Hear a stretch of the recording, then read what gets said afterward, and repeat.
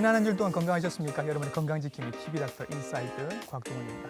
요즘 본인의 간 건강 걱정하시는 분들이 굉장히 많으시죠? 결론부터 말씀을 드리면 간에는 좋은 것 10가지를 하는 것보다 나쁜 것 하나를 안 하시는 게 더 도움이 됩니다. 간에 좋은 것들 그리고 간에 나쁜 것들 어떤 것들이 있을까요? 오늘 알아보겠습니다. 간은 우리 몸에서 가장 크고 무거운 장기입니다. 무게만도 무려 1kg에서 1.5kg 정도 되고 하는 일도 굉장히 많습니다. 대사, 소화, 면역 여러 가지 일들을 합니다. 이렇게 하는 일이 많은 만큼 우리들의 궁금증도 굉장히 많은데 이 궁금증들 이분과 함께 풀어보도록 하겠습니다. 친절한 오늘의 닥터는 바로 이분이십니다.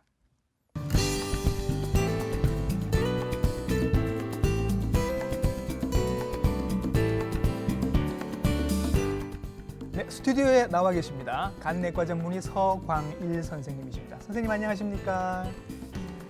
저는 고신대학교 보건병원 간내과 서광일입니다. 네, 선생님 반갑습니다. 간에 대한 여러 가지 궁금증들 여쭤보고 해결을 하도록 하겠습니다.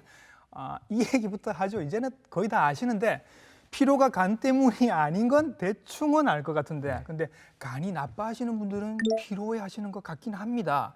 관계가 있나요, 선생님? 네, 간이 나쁘면 피곤할 수 있습니다. 그래서 만성 간질환 환자들은 피로감을 많이 호소합니다. 네. 근데 피곤하다고 해서 이건 무조건 간 때문이야 이렇게 생각하시게 되면 다른 원인을 놓칠 수가 있어요. 그렇죠. 그렇기 때문에 피곤하면 간 때문일 수도 있다 생각하는 건 좋은데 다른 원인들도 꼭 감별을 하셔야 됩니다. 그렇죠. 그래서 간이 나쁘면 피곤할 수 있습니다. 피곤하면 무조건 간 때문이냐? 그건 아닙니다. 지금 내가 피로하다, 굉장히 피곤하다 하면 간은 일단 저 밑에다가 좀 밀어두고 제일 먼저 생각해야 할 것들이 그럼 선생님 어떤 것들이 있을까요? 현대인은 스트레스가 많죠. 스트레스 많이 받으시게 되면 당연히 피곤한 것 같고요. 그다음에 잠 잘 못 자면? 잠 잘 못 자면? 아마 그런 것들이 더 많은 것 같습니다. 막 스트레스가 많고 걱정이 많아서 어젯밤에 잠을 잘 못 잤는데 다음 날 피곤한 게 간 때문일 리는 없는 거죠. 네, 그렇습니다. 그런 겁니다. 그리고 또 하나, 이 간의 특징인데 마치 그 우리네 옛날 어머님들처럼 힘들고 피곤하고 아파 죽겠는데도 티를 잘 안 내는 장기다 이런 얘기가 있습니다. 실제로도 그런가요, 선생님? 네, 사실 그렇습니다. 간은 70%, 80%가 나빠질 때까지 증상이 전혀 없어요. 그러다 보니까 옛날에 집에서 모든 일을 다 하시는 어머니가 정말 아플 때까지 아픈 티 안 내시잖아요. 간도 똑같습니다. 정말 간이 나빠져야지만이 그때 증상이 나타나거든요. 나타나는 증상이 잘 아시다시피 눈이 노라면 황달, 그러면 간이 안 좋겠구나. 복수가 나오면 배가 부었네, 간이 안 좋겠구나. 증상을 이렇게 유추할 수는 있는데 이미 그런 증상이 나타났을 때는 이미 간이 많이 나쁠 때라고 볼 수 있습니다. 그래서 증상이 나타났을 때 간을 이렇게 하면 많이 눕고요.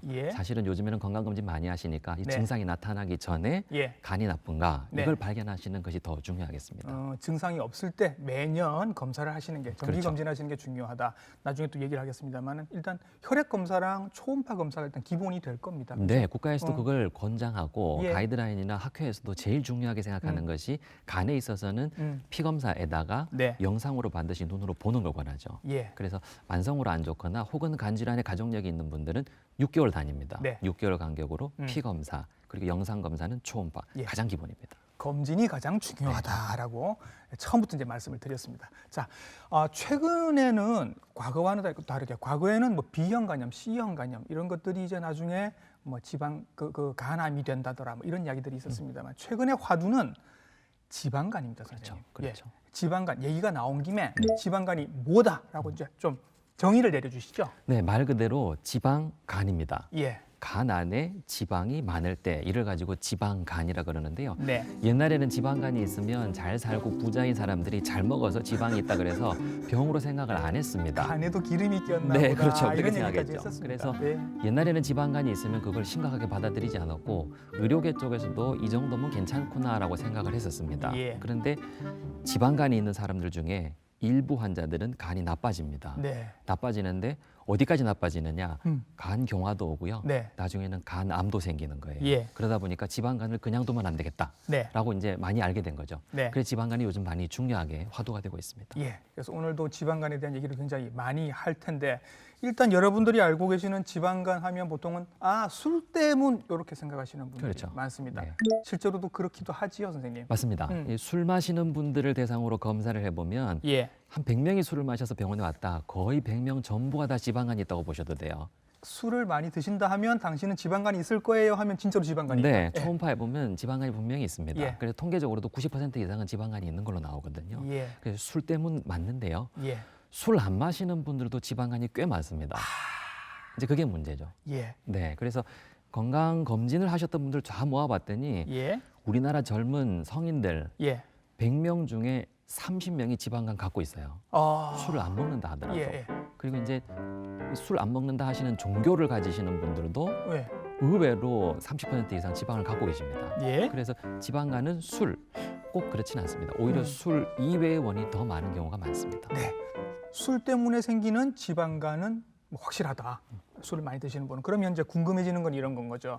내가 지금 마시고 있는 술의 양이 정말 지방간을 일으킬 수 있을 만한 양이냐, 어느 정도 먹어야 이게 지방간이 생기는 알코올성 지방간의 양이냐, 이게 궁금해집니다. 네, 술 마시는 분들이 많이 궁금해하시는데요. 예. 이 정도 마시면 되냐 항상 물어보세요. 그래서 안전한 술의 양을 얘기할 때 예. 남자는 알코올 20g 이하, 여자는 10g 이하라 그러는데 예. 요즘 소주 한 병이 한 16도, 14도 이렇게 되겠죠. 예. 그래서 한 병에 들어있는 알코올 양이 한 40g에서 45g 정도 됩니다. 예. 한 병은 7잔이 나오거든요. 네. 그렇게 되면 한 잔에 들어있는 소주의 양, 알코올의 양이 한 8g에서 10g 정도 된다고 보시면 예. 됩니다. 그렇게 되면 안전한 거는 예. 남자의 경우에는 소주잔으로 네. 한 2잔에서 석 잔 이하. 여자의 경우에는 하루에요? 하루예요. 예. 여자의 경우에는 그 딱 절반입니다. 예. 한 잔. 그래서 이제 전 간단하게 설명드리죠. 예. 환자들한테 음. 남자분은 하루 2잔, 네. 여자분은 하루 1잔. 예. 그 이하 드셔야 됩니다. 예. 그 이상 드시면 안 됩니다. 3잔부터 남자는 3잔, 예. 여자는 2잔부터 간이 나빠질 수 있습니다. 드시지 말라는 이야기랑 똑같네요, 선생님. 우리나라 분위기는 그렇죠. 네. 술을 이제 그 정도로만 먹어도 알코올성 지방간이 생길 수 있다. 네. 알코올에 의한 간의 손상이 발생할 수 발생할 수 있습니다. 있다. 예. 네. 그러면 이제 진짜 걱정이 되는 건 사실 그겁니다. 술이 아닌데도 술과 관계 없이도 지방간이 생긴 분들이 있습니다. 그렇죠. 이거는 뭐라고 설명을 해야 됩니까? 이게 이제 요즘 잘 살게 되니까 잘 예. 드세요. 예. 그리고 잘 드시다 보니까 에너지가 몸 안에 남거든요. 네. 우리 몸에 에너지가 남으면 이 남는 에너지를 네. 우리 몸은 자동으로 지방으로 저장하는데 예. 그러다 보니까 간에도 지방이 생기는 거죠. 어, 그래서 에너지가 많이 남으시는 분들, 예. 비만이신 분들, 비만, 또 에너지 조절이 잘 안 되는 분들, 예. 대표적으로 당뇨 환자들 이런 분들은 당연히 몸 안에 지방이 많이 쌓이겠죠. 예. 지방간이 있습니다. 예. 지방간 유병률이 많이 증가하죠. 예. 날씬한 분들도 지방간이 생겨요. 근데 그런 분들은 에너지도 남는 것 같지도 않고 예. 당뇨도 없는 것 같아 왜 생기느냐? 예. 이런 분들은 사실 날씬한 분들 5명이 있으면 그중에 1명은 지방간이 꼭 있거든요. 이런 그래요? 분들한테는 찾아야 됩니다. 예. 운동이 부족해서 그럴 수도 있고 예. 혹은 의외로 예. 갑상선 기능이 떨어진 분들 네. 혹은 다른 호르몬 계통에 이상이 있는 분들 예. 이런 분들은 생기게 됩니다. 예. 그렇기 때문에 날씬한 분들도 지방간 안 생긴다? 아닙니다. 생길 수 있습니다. 예. 생길 수 있고 생기게 되면 원인을 찾아야 됩니다. 예. 그게 중요하죠. 예. 뭉뚱그려서 거의 지금 다 요약을 해주셨는데 이제 하나하나 설명을 조금 더 드리도록 하겠습니다. 알코올이 아니라도 술이 아니라도 지방간이 생길 수 있다. 대부분의 그런 경우의 이유는 비만이 원인이 되거나 네. 아니면 당뇨가 원인이 될 수 있다라고 말씀해 주셨습니다. 이런 분들이 실제로 선생님 보시면 굉장히 많으신가요? 어느 정도 비율이 됩니까? 많습니다. 뚱뚱한 분들이 지방간이 있을 확률은 2명 중에 1명이에요. 절반이 그냥 그렇죠. 예, 50% 이상입니다. 예. 그래서 이제 요즘 뚱뚱하신 분들 살 빼려고 노력하시다가 네. 살이 잘 안 빠지거든요. 네. 이해할 수 있어요. 안 예. 되잖아요, 잘. 힘들죠. 그렇죠. 힘들지. 그렇기 때문에 국가에서는 너무 비만인 분들은 네. 약도 안 된다, 운동도 안 된다. 그래서 요즘은 수술을 하세요. 그렇죠. 비만 수술이 맞습니다. 있어요. 예. 비만 수술 하신 분들이 추적을 해봤더니 지방간이 확 좋아지는 거예요. 네. 그러다 보니까 체중을 빼게 되면 음. 지방간이 좋아집니다. 예. 그래서 비만한 환자들의 치료는 체중 빼는 거죠. 그분들은 이제 뭐 눈으로도 딱 보이니까 네. 겉으로 보기에 이 비만이 속으로 이렇게 지방간의 원인이 됩니다. 여기 설명이 굉장히 좋을 것 같아요. 네. 그런데 선생님 아까 말씀하셨는데 마른 지방간 얘기를 하셨어요. 아니 말랐는데 선생님 비만도 아닌데 이분들이 왜 생기는 겁니까 그러면?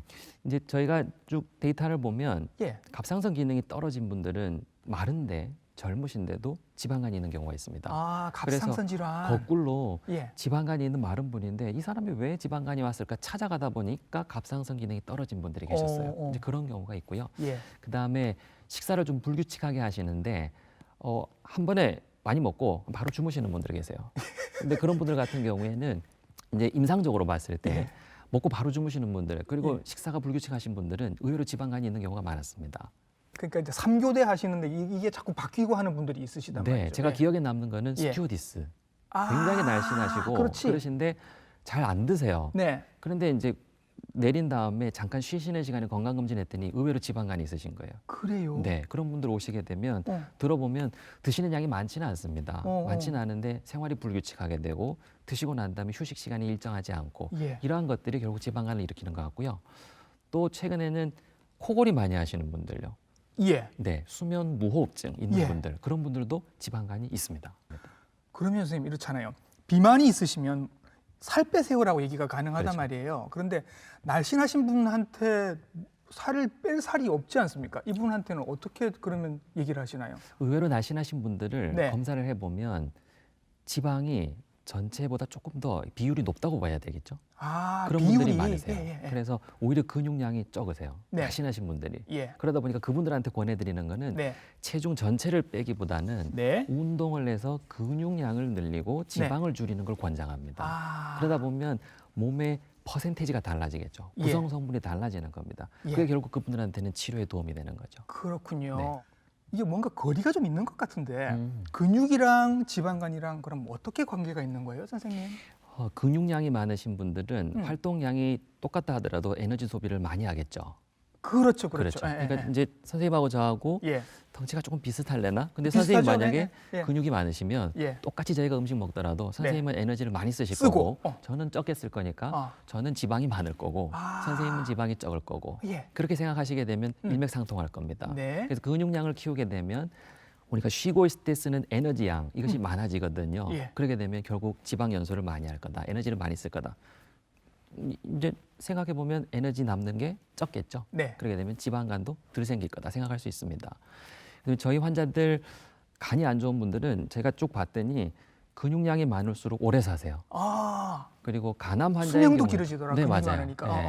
그리고 간암 환자들도 근육량이 많을수록 오래 삽니다. 그래요? 게다가 간 이식을 하신 분들도 근육량이 많으면 오래 사세요. 그래요? 그건 완전히 증명이 됐습니다. 아. 즉, 다시 말씀드리면 얼마 전에 이제 얘기하셨으니까 네. 근감소증이 있는 자체가 네. 환자의 예후를 나쁘게 합니다. 그렇기 때문에 근육량을 키우는 건 굉장히 중요해요. 앞으로도 더 중요해질 겁니다. 그러면 선생님한테 이제 간암 치료를 받으러 오시는 분들한테도 선생님은 운동을 권하시겠네요. 네, 권합니다. 물론 과도한 운동은 안 되겠죠. 막 예. 땀 뻘뻘 흘리고 운동했더니 막 축 처질 만큼 운동 그건 안 되겠는데 예. 이제 보통 적정하게 권하는 운동의 양은 예. 일주일에 3회 이상 예. 하게 되면 약 30분. 네. 강도를 어떻게 하면 좋겠느냐 잘 물어보시는데 그렇죠. 강도는 부인이 계시거나 아내분이 계시게 되면 이제 같이 걸으세요. 네. 걸어가지고 내 속옷이 약간 땀에 젖을 정도. 예. 그 정도 강도를 그 정도 양으로 하시게 되면 가장 네. 좋다고 얘기합니다. 예. 그럼 결국 지방간은 이제 어쨌거나 살을 빼는 게 중요한데 네. 뭐 뚱뚱한 지방간이거든 마른 네. 지방간은 살을 빼야 되는 건데 한국인들은 탄수화물 섭취를 줄이는 게 중요하다 이런 이야기를 들은 것 같습니다. 실제로 의학적으로도 그렇습니까? 네, 탄수화물 자체를 줄이는 게 중요하다. 그래서 이제 탄수화물을 좀 적게 먹고 예. 그다음에 단백질을 많이 먹고 하는 예. 연구들도 많이 됐죠. 예. 콕 집어서 얘기 드리면요. 네. 지방간을 치료하기 위해서 탄수화물을 줄여서 먹은 사람 네. 혹은 탄수화물을 많이 먹은 사람 비교해 봤더니 네. 그 차이가 그닥 크진 않았습니다. 아, 그래요? 네. 뭐가 중요하냐? 예. 전체적으로 먹는 양을 줄여야 되는 거예요. 아하. 뭘 먹든지 간에 예. 양을 줄이셔야 됩니다. 그러면 좋아지는 거고 예. 탄수화물을 줄였는데 너무 많이 먹었다. 그건 똑같습니다. 고기를 이만큼 먹어버리면 네, 네, 예, 예. 그렇죠. 그래서 전체 칼로리를 줄이는 것이 제일 중요합니다. 아, 그리고 이제 조금 더 자세히 들어가게 되면 예. 아시아권 같은 경우에는 탄수화물을 많이 드세요. 그런데 그렇죠. 탄수화물 자체가 보다 더 당으로 변환이 돼서 지방간 유도하는데 조금 더 쉽다라는 얘기는 있습니다. 예. 미국 같은 데는 현재 어떤 주에는 고등학교에는 음료 자판기가 없어요. 콜라 자판기가 없다고 맞습니다. 그러더라고요. 그 예. 이유는 음료에 들어가는 과당이 문제인데요. 과당. 예, 그 과당이 예. 흡수가 되면 그냥 포도당보다 훨씬 빨리 간으로 가서 지방간을 유발한다고 되어 있죠. 예. 그래서 그 당질을 많이 흡수하는 사람들일수록 지방간이 많이 옵니다. 예. 그래서 그걸 줄이는 게 중요하니까 예. 다시 말씀드리면 탄수화물 혹은 과당, 당류의 섭취를 줄이는 건 물론 중요하겠습니다. 네. 그래서 탄수화물, 당류 줄이는 건 중요한데 예.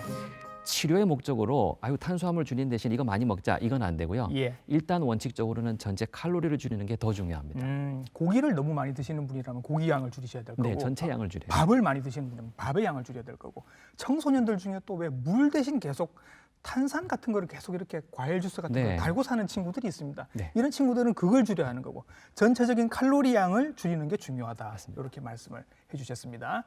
그리고 또 하나 많이 하시는 질문 중에는 이런 게 있습니다. 이제 지방간이 두 종류가 있었죠. 알코올성 지방간이랑 비알코올성 지방간이 있는데 비알코올성 지방간이 오히려 더 위험하다더라 이런 이야기가 있습니다.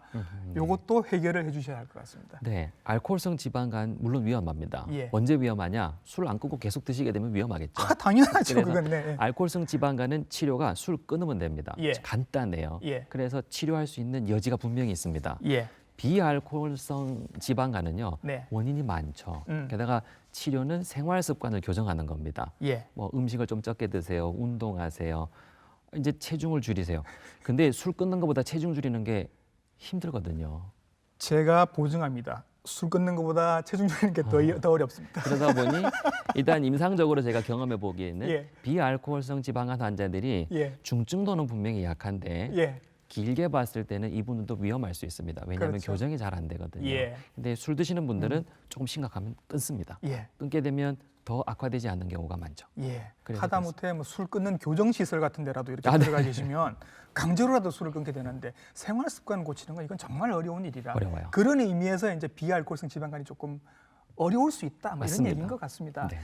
그리고 또 하나는 이게 있는 거죠. 과거에 지방간을 저희가 별거 아니게 생각했던 이유는 그냥 지방간으로 끝나기 때문에 네. 그렇게 생각을 했는데 선생님 요즘은 그게 아니라는 거죠. 뭔가 더 진행을 한다는 거죠. 네, 그게 중요합니다. 예. 그냥 지방간 환자가 전체 국민의 30%인데요. 예. 이 사람들만 딱 뽑아서 나빠지는 사람들을 봤더니 이 중에 25%, 네. 4분의 1이요. 예. 15년 정도 지나게 되게 되면 나빠지게 되면 간에 염증이 막 생긴 상태입니다. 그렇죠. 이 환자들이 중요해요. 네. 이 환자들이 나중에 한 10년, 15년 지났더니 이 중에 간경화도 생기고 네. 간암도 생긴다는 겁니다. 이 환자들을 몰랐어요. 예. 몰랐는데 장기간 추적을 해보니까 이러한 결과가 나오는 겁니다. 예. 그래서 사실 지금 중요하죠.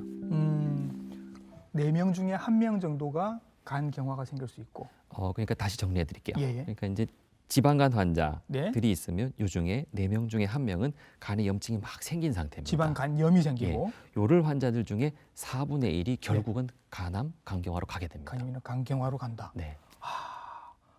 뭐 생각하기 나름으로는 4명 중에 3명은 괜찮은 거네라고 할 수도 있지만 네. 4명 중에 1명은 굉장히 높은 수치입니다. 맞습니다. 그렇죠. 굉장히 높은 거죠. 어어. 그래서 전체 국민의 30%, 그중에 다시 4분의 1이라 그러면 한 7, 8%. 그렇죠. 네. 그중에 다시 4분의 1이라 그러면 한 2%. 예. 이들은 굉장히 위험해질 수 있는 예. 거예요. 그러다 보니까 현재 우리나라의 비형 간염을 갖고 있는 환자들이 한 2.5% 얘기하거든요. 그렇죠. 그렇게 따지게 되면 네. 지방간 때문에 간이 나빠질 환자들 비슷하다고 생각하실 수 예. 있습니다. 그러니까 위험할 수 있어요. 전 국민의 2%가 지방간 때문에 간 경화나 간암까지도 올 수 있다라는 통계가 나오는 건데 네.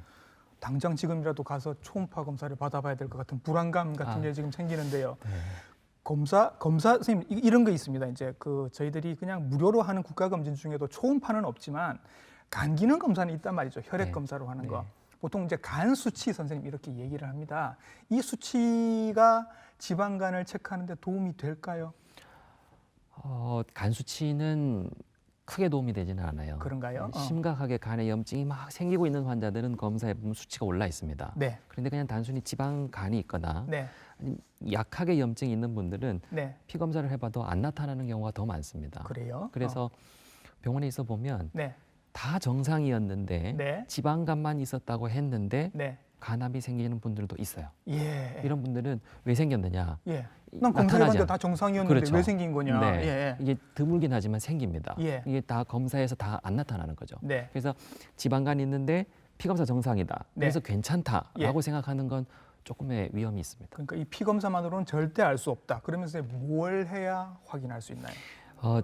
중요한 건 아까 영상 검사하고 피 검사를 했는데 예. 피 검사도 피 검사지만 영상 검사를 꼭 하셔야 돼요. 예. 초음파를 하고요. 초음파에서 만약에 지방간이 조금 심하다라고 의심이 되면 그 다음에는 원래는 조직 검사를 해야 되거든요. 예. 근데 조직 검사를 조금 대신할 수 있는 몇 가지 검사들이 있습니다. 예. 간의 경화도를 측정하는 파이브로 스캔이라는 게 있고요. 예. 요즘엔 MRI에서도 중증도를 볼 수 있는 방법들이 있습니다. 예. 그래서 초음파를 보고 담당 선생님이 이거 조금 더 검사를 해봐야 된다면 그 다음 단계 검사를 하실 필요가 있어요. 예. 그러면 아무런 증상이 없을 때 일단 내 간에 지방간이 있는지 없는지 확인을 해보고 싶으시다면 일단 피 검사랑 초음파 정도는 세트로 같이 한다. 네, 이렇게 아마 생각을 하시면 되겠죠. 맞습니다. 아마 선생님들 권하실 겁니다. 예. 인터넷에 간 건강, 뭐 간 질환 이런 걸로 검색을 하시면 이제 정말 많은 것들이 나오는데 대부분들이 이런 음식들 드시면 좋아요 하거나 무슨 액기스 뭐 이런 것들이 막 나옵니다. 대표적으로 칡, 헛개나무차, 벌나무, 홍삼, 비타민들까지 이런 것도 굉장히 많은데 선생님들이 이 질문 선생님 굉장히 많으시 받으실 것 같아서 네, 이게 내가 오신 김에 정리를 해주시죠. 트렌드가 있습니다. 트렌드가 있다. 네. 그렇죠. 트렌드가 어딘가 있지. 이제 매스컴에 약간 광고가 뜨면 그때 예. 많이 드시고 오세요. 예. 한때는 노니가 유행했고요. 노니, 한때는 요즘 크릴 오일인가요? 크릴 그게 또 오일, 유행하고. 새우 뭐라고 맞습니다. 하더라고요. 예. 예. 그리고 최근에는 다슬기가 조금 유행하는 것 같기도 했었어요. 그래요? 네. 그리고 꾸준한 사랑을 받고 있는 분들이 헛개나무, 인진쑥 예. 그렇습니다. 예. 제가 전공의 시절에 인진쑥 드시고 난 다음에 간 이식하는 분들이 있었어요. 응급실로 오시는 분들도 많습니다. 맞습니다. 예. 그래서 기본적으로 예. 권하지 않습니다. 음. 네, 조심하시라 그러고 네. 만약에 그게 이제 제가 이제 자꾸 물어보시면 예. 만약 그게 진짜로 좋다 그러면 네. 제약회사 직원이나 의사들이 가만히 있을 리가 없다. 그럼 그렇죠. 벌써 약으로 다 만들었을 거다. 예. 근데 만들지 않은 이유가 있지 않겠느냐. 예. 증명이 되지 않았고 해롭습니다. 네. 그래서 그런 건 안 하시는 게 좋아요. 아예 건강하시다면 한 번쯤 시도해 보실 만은 하지만 이미 조금 간에 문제가 있으시다면 그런 분들이 이걸 드시는 거는 오히려 위험할 수도 있다. 네, 맞습니다. 라는 말씀이신 것 같습니다. 그리고 또 최근에 많이 물어보시는 게 선생님 나 밀크시슬을 먹어도 돼요라고 저한테 물어보시는 분들이 계셔서 저는 그러면 차라리 그 돈으로 운동화를 사서 좋은 운동화를 사서 운동하시는 게 도움이 되지 않을까요라고 제가 말씀드리면 사실은 이미 사신 거예요. 네. 이미 사서 저한테 확인을 받고 싶으신 네. 거라고요. 진짜 밀크시슬 같은 것도 물어보시는 분들이 많습니다. 이게 뭐 찾아보니까 흰 무늬 엉겅퀴, 네. 국화과 식물이라고 하는데 네. 이 질문도 많이 들으시죠? 예, 맞습니다. 말씀하신 대로요. 예. 진짜 사놓고 난 다음에 물어보시는 분들이 훨씬 많으세요. 근데 이제 밀크시슬은 저희도 이제 치료용법으로 씁니다. 네. 이제 정제가 되어서 함량을 높인 다음에 약으로 만들어서 저희도 투여하거든요. 예. 그래서 밀크시슬 자체가 해로운 건 아닙니다. 다만 저희가 처방하는 약하고는 함량이라든지 네. 정제 자체, 순도가 조금 다르다고 생각하시면 됩니다. 예. 그래서 원칙적으로는 해롭지 않아요. 해롭지는 않다. 네. 그렇다고 해서 막 권하지는 않으신다라는 네, 말씀이신 그렇습니다. 것 같고요. 네. 그러면 이런 것도 효과가 없다 그러면 선생님을까지 찾아갔으면 선생님께서는 뭔가 괜찮은 약물, 전문약이라도 뭔가 있지 않을까라는 생각이 들거든요. 네. 그러니까 지방간에 도움이 되는 좋은 치료약 혹은 방법들이 있으신 거죠, 선생님도. 원인에 따라 치료약이 달라질 수 있겠죠. 네. 그래서 만약 당뇨가 있는 분이 지방간이 왔다. 예. 그러면 이분한테 도움이 되는 약은 당뇨약입니다. 당뇨약. 그렇죠. 지방간이 있는데 고지혈증이 있다. 그럼 이분한테 도움이 고지혈증약. 그렇죠. 고지혈증 약을 해야 되는 거죠. 비만하신 분이 있다. 네. 그럼 치료는 살을 네, 빼야 되는데, 살 빼는데. 이게 살이 잘 안 빠지면 수술까지도 이제 가능해지는 거고. 요즘은 많이 권합니다. 적극적으로요. 그렇죠. 네, 그렇습니다. 그래서 그 때에 따라서 환자에 따라서 치료약이 좀 달라지는데 그러면 항상 물어보세요. 그것 말고 네. 한 방에 해결할 수 있는 거 물어보시는데요. 우리가 좋아하는 한방. 네. 그런데 아직까지 안타깝게도 예. 어떤 약을 드시게 되면 지방간이 싹 좋아진다. 아직 네. 이런 약은 개발되진 않았습니다. 예. 그래서 지방간 자체의 초점보다는 네. 원인에 초점 맞춰서 치료하시는 게 현재까지는 최선이에요. 네, 이렇게 해서 지방간에 대해서 저희가 알아봤고요. 이제 지방간 이전에 사실 우리 국민들에게 많은 걱정을 끼쳤던 바이러스성 간염에 대해서 한번 알아보도록 하겠습니다. 보통 이제 A, B, C, D, E 이렇게 있다고 생각을 하는데 A, B, C 요 세 가지만 알아도 됩니다. 네. 그렇죠? 예, 간단하게 좀 설명을 해주실까요? 네, A형 간염은 급성 감염입니다. 급성 감염. 네, 음식이나 물을 통해서 감염될 수 있고, 네. 이건 한번 감염돼서 회복하게 되면 평생 면역을 갖고 있을 수 있습니다. 근데 옛날에는 조금 위생 상태가 떨어질 때는 어릴 때 다 앓고 지나가셨어요. 근데 요즘 잘 살잖아요. 위생 상태가 워낙 좋으니까 어릴 때는 감염이 안 됩니다. 어른이 돼서 감염하게 되면 굉장히 심하게 아프세요. 급성 감염이 심하고 최근까지도 A형 감염이 급하게 알아가지고 30대 분들이 사망하는 분도 꽤 있었어요. 그러니까 지금의 30대는 사실 깨끗한 환경에서 살았던 그렇죠. 친구들이라 면역이 없기 때문에 잘 걸릴 수 있다. 그래서 군대에서 맞습니다. 기숙학원 이런 데서 유행을 하는 경향이 있다고 하는데 주로 이제 요게 이제 급성 감염, A형 감염인 맞습니다. 거죠. 그리고요. 그다음에 B형, C형 감염은 많이들 들으셨을 겁니다. 옛날에 우리나라는 B형 감염이 굉장히 많았어요. 그랬죠. 전 국민의 8%를 넘었으니까요. 그러니까 10명 중에 1명은 B형 감염이었다는 거예요. 그것 때문에 간경화, 간암으로 많이 왔었는데 요즘은 예방 접종하고 난 다음에 현재는 전체 국민의 성인에서는 2.5% 많이 줄었네요. 많이 줄었습니다. 그래서 WHO에서도 B형 감염 바이러스를 잘 컨트롤 나라 중에 대표적인 나라가 대한민국입니다. 아싸. 그래서 자랑스러워 하셔도 되고요. 그다음에 B형 감염 이렇게 되고 대신에 감염이 되면 오랫동안 만성으로 가서 결국 간을 상하게 하기 때문에 B형 감염 있는 분들은 꼭 관리를 받으시고 필요하면 약을 드셔야 됩니다. C형 감염은 잘 몰랐어요. 왜냐하면 많지도 않거든요. 현재 전체 국민의 한 0.8% 얘기하게 됩니다. 근데 C형 감염은 증상이 전혀 없기 때문에 시간이 지나면 간경화, 간암으로 많이 가요. 그래서 걱정만 많이 했었는데 요즘에는 치료약이 나왔습니다. 약을 8주 혹은 12주만 드시면 완치가 되세요. 그래서 C형 감염도 앞으로 아마 많이 정복이 될 거라고 예상을 하고 있습니다. B형 감염은 보통 이제 수직 감염이라고 해서 이제 출산 시에 어머님한테서 이렇게 옮겨받는다 그런 경우들이 많았고 몰랐죠. 이제 그때는 몰랐고 C형 감염은 선생님 어떤 경로로 감염이 되게 되나요? 중요한 게 피입니다. 혈행으로 감염이 되는데 옛날에는 수혈로 감염이 됐는데 이제는 그게 다 차단이 됐어요. 현재는 문신, 피어싱, 혹은 미술, 혹은 허가받지 않은 침이나 주사 시술, 결국 피에 노출이 되면 감염될 수 있습니다. 야매로 하는 시술들 이런 게 문제가 될 수 있군요. 네, 깨끗하게 하셔야 돼요. 네, 그렇습니다. 그때 감염이 될 수 있어서 자기 모르세요. 언제 감염됐는지. 그렇게 대부분 오십니다. 그랬다가 이제 뭐 병원에 입원할 일이 있어서 한번 검사를 해봤더니 그때 내가 C형 감염 보균자라고 딱 얘기를 갑자기 듣게 되는 그런 경우가 생기는 거죠. 대부분 그러신 것 같아요. 그러면 이제 바이러스성 감염은 A형, B형, C형 이렇게 있는데 A형이 급성 감염이 되는 거고 그렇게 넘어갑니다. B형과 C형이 만성 감염이 되는 거죠. 물론 B, C도 급성을 일으킬 수 있지만 얘들이 만성으로 잘 가기 때문에 그래서 위험하고 관심을 가져야 됩니다. 지방간은 아까 지방간이 있다가 뭐 4분의 1 정도가 이제 이렇게 지방간염, 간경화 이렇게 간다고 말씀하셨어요. 그러면 B형 감염도 B형 감염이나 C형 감염도 어떻게 내가 뭐 운이 나빠서 걸렸어요. 그러면 이분들도 몇 %만 이제 나중에 되는 건가요? 어떻게 됩니까? 바이러스 활성도에 따라 다릅니다. 바이러스가 잠잠하게 있는 분들은 평생 그냥 꾸준히 그냥 갖고 계시기만 하는 분들이 그냥 있어요. 갖고만 있는 나는 건강한 있을 수 있습니다. 그런데 바이러스 활성도가 높아지게 되면 얘들은 계속 간을 상하게 할 거거든요. 이런 분들은 15년에서 20년 지났을 때 약 25%에서 간경화 생깁니다. 간경화가 딱 생기는 순간부터 매년 4%의 환자들이 간암이 생기거든요. 그게 중요합니다. 그래서 일단 만성으로 바이러스 활성도가 높은 상태에서 계속 지속되는 분들은 간경화 생길 수 있고요. 그다음에 간암이 생길 수 있습니다. 그래서 피 검사를 해보고 활성도에 따라서 이분들이 위험하냐, 위험하지 않냐가 감별이 됩니다.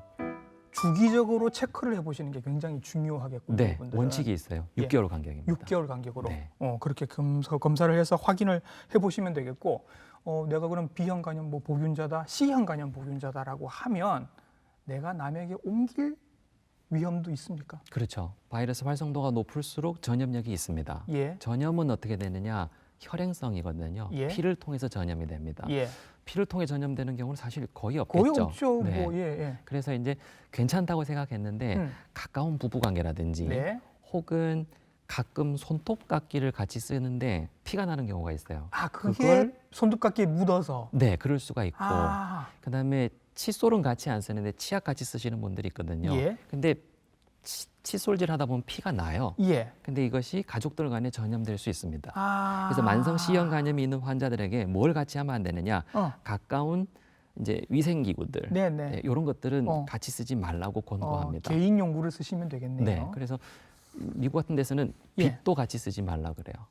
그래요? 왜냐하면 빗을 하다 보면 두피에서 피가 날 수 있거든요. 이걸 이제 같이 쓰지 말라는 거죠. 그래서 개인 위생용구는 같이 쓰지 말라 얘기합니다. 어차피 그러지 않아도 개인용품으로 다 쓰고 계실 것 같아서 사실 그렇습니다. 그렇죠. 네. 예, 그렇게 하시면 될 것 같고 이제 이분들이 나중에 B형 간염, C형 간염 만성화된 분들이 나중에 간암이 될 확률이 어느 정도 되나요, 선생님? 만성적으로 B형 간염 활성도가 높은 환자들은 한 15년, 20년 뒤에 5명 중에 1명 내지 2명, 20%, 25%는 간경화가 와요. 네. 그렇게 되면 그때부터는 매년 간암이 발생할 확률이 2에서 4%나. 자, A형 간염은 그러면 급성 간염이니까 요거는 급하게 알타가 좋아질 거란 말이죠, 선생님. 네, 그래서 백신이 중요합니다. 백신, 그렇죠. A형 간염도 백신이 있습니다. 그런데 B형 간염, C형 간염 이제 있으신 분들은 뭐 나도 모르게 이제 감염이 됐었고 지금 가지고 있단 말입니다. 치료하는 약들이 있죠, 또. 네, C형 간염은 최근에 완치하는 약이 나왔습니다. 완치도 가능해요. 네.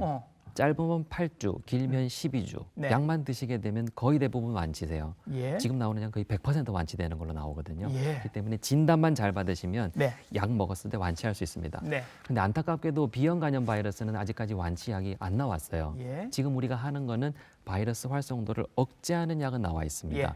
억제하면 할수록 간경화도 잘 안 생기고 간암도 잘 안 생기기 때문에 B형 간염은 억제하는 약을 사실상 평생 먹어야 돼요. 그래서 언제부터 먹어야 되느냐, 무슨 약으로 먹어야 되느냐, 그 뒤로 어떻게 관리하느냐는 사실 주치 선생님과 상의를 하셔야 됩니다. 그래서 보니까 B형 간염이 있으신 때도 이제 약 잘 드시고 이분들은 술도 조심하시고 그렇죠. 건강 관리 잘 하시다 보니까 보통 다른 일반인들보다 더 건강하신 경우도 꽤 많이 봅니다. 그러니까 관리 잘 하시면 언제든지 건강하게 여생을 누리실 수 있다라는 말씀을 드리겠습니다. 오늘 선생님이 시간이 부족해서 더 여쭤보고 싶은 게 많은데 마무리를 해야 됩니다. 네. 평소에 간 건강 걱정하시는 분들께 당부 말씀으로 좀 정리를 해서 해주시지요. 네, 아마 선생님들께서 주치 선생님들께서는 아마 치료라든지 이런 부분은 책임지실 거니까 환자분들이 제일 궁금한 게 뭐 먹어야 되느냐 제일 물어보시거든요. 간에는 보약이 없습니다. 뭔가 과하게 하려고 하면 오히려 간이 힘들어져요. 그래서 간에는 뭔가 더 하기보다는 간을 편하게 쉬고 그러려고 하면 간에 해로운 걸 안 하시면 됩니다. 술을 끊고요. 인간요법 하지 말고 담배도 끊는 게 제일 좋겠죠. 그렇게 하시는 게 제일 좋겠습니다. 네, 과하게 간을 위해서는 과하게 뭐를 하시는 것보다는 나쁜 거 안 하시는 게 훨씬 더 도움이 된다라고 오늘 정리 말씀을 해주셨습니다. 간 건강에 대해서 여러 가지 좋은 말씀 오늘 많이 해주셨습니다. 간내과 전문의 서광일 선생님과 함께했습니다. 선생님 오늘 수고 많으셨습니다. 네, 감사합니다. 네, 간 건강에 대해서 여러 가지 얘기를 많이 나눠봤는데요. 이 말씀은 드리고 싶네요. 지방간은 알코올 때문에 오기도 하고 비알코올, 알코올 아닌 이유로 오기도 하는데 비만 그리고 당뇨 같은 게 원인이 될 수 있다. 또 마른 비만은 마른 지방간이 올 수도 있다. 증상은 없다. 그럼 어떻게 하느냐? 주기적으로 검사를 해서 확인하는 방법밖에 없다. 이렇게 오늘 요약을 해드리겠습니다. 오늘 보신 방송은 부산 MBC 홈페이지와 유튜브 채널을 통해서 다시 보실 수 있습니다. 인사이드 다음 주에도 좋은 정보로 인사드리겠습니다.